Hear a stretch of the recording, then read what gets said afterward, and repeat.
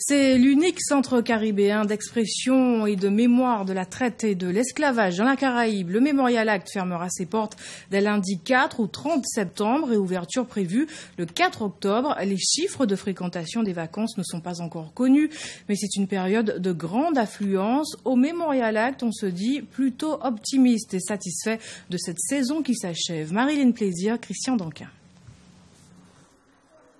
C'est une plongée dans l'histoire à vous couper le souffle. Un voyage dans le temps qui parfois vous mène au cœur de l'action. Ici, les époques n'ont pas de frontières. Alors les visiteurs cheminent dans l'histoire de l'esclavage et de la traite négrière.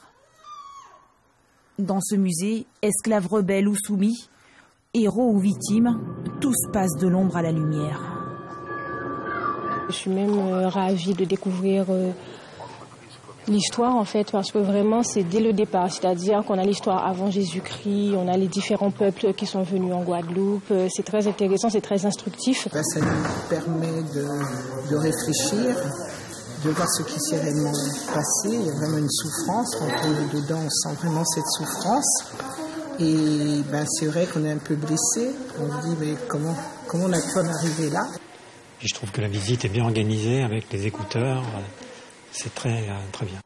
Quelques jours avant sa fermeture annuelle pour travaux, le Memorial Act ouvre ses portes au dernier flux de visiteurs des vacances. Alors pour la saison prochaine, le Memorial Act va dérouler son tapis rouge pour les écrivains de la Caraïbe. Et sur notre plateau, Jacques Martial, on vous retrouve. Vous êtes donc le président du MACT. 5 titres, 5 prix internationaux. Le dernier du Conseil de l'Europe. Le bilan semble plutôt positif pour cet établissement. Oui, le bilan est très très positif aujourd'hui. Le Memorial Act est connu et reconnu internationalement.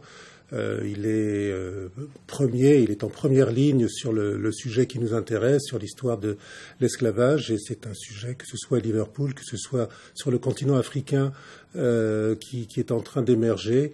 C'est un grand parcours en 2 ans qui est réalisé. Il est d'ailleurs devenu une référence internationale en matière de recherche sur l'histoire de l'esclavage. Tout à fait. On est aujourd'hui sollicité tant au Brésil, je le disais, qu'au Cameroun, qu'en Louisiane où je dois retourner. Partout, les compétences des collaborateurs, l'offre intellectuelle, notre capacité à nourrir la recherche fait que le Memorial Act aujourd'hui est devenu un incontournable. Et ce n'est pas fini, visiblement, le Memorial Act a une grande marge de progression. Oui, on débute, on a 2 ans. C'est à peu près combien de visiteurs depuis son ouverture ? Écoutez, on doit être à 300 000 maintenant, on a une marge de progression. Les expositions temporaires ont vocation, bien sûr, à continuer de faire venir et revenir le public guadeloupéen, parce que c'est d'abord aux Guadeloupéens que s'adresse le Memorial Act, et puis à tout ce public qui vient également, les touristes qui nous rejoignent régulièrement.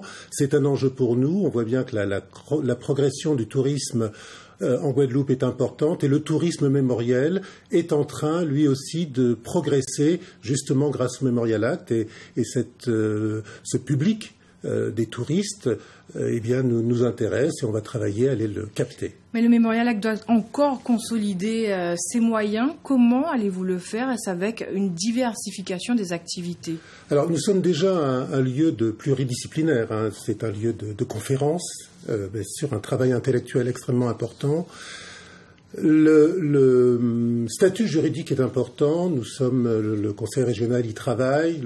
L'État doit être sollicité pour entrer aujourd'hui dans le tour de table du Memorial Act. Un établissement de cette dimension et de cette importance ne peut en aucun cas être supporté uniquement par la région Guadeloupe. Ce serait indigne quand donc l'État doit y rentrer. Je sais que les services y travaillent.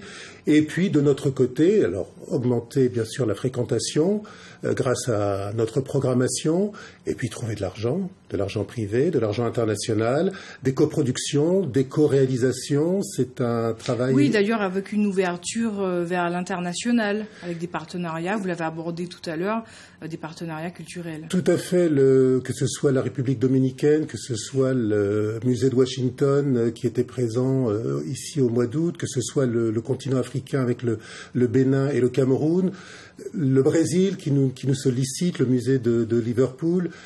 Oui, tout l'international. Nous sommes centre caribéen. Qui dit Caraïbes dit international. Nous sommes pluriels, nous sommes divers et nous travaillons ensemble pour rayonner aujourd'hui dans le monde. Quelles seront les nouveautés pour la rentrée ? Alors la rentrée, on va parler de l'exposition temporaire Glissant Garcia Marquez dans le cadre de l'année croisée France-Colombie, une exposition produite et co-réalisée avec le musée del Caribe de Barranquilla en Colombie, et puis qui commencera donc en novembre jusqu'au mois d'avril. Et puis la salle des congrès, bien sûr, toute notre politique de conférences, mais aussi du spectacle vivant, le festival des droits de l'homme en octobre, des concerts, le Festival Bleu Outre-mer également en octobre, Stevie Maillet qui revient en novembre, Carole Benutolo, enfin on va se revoir. Nous aurons l'occasion d'en reparler de ces projets de la rentrée. Jacques Martial, merci d'avoir accepté notre invitation. Je rappelle que le Mémorial Act ferme sa fermeture annuelle dès lundi 4 septembre et ouvrira ses portes le 4 octobre. Merci encore.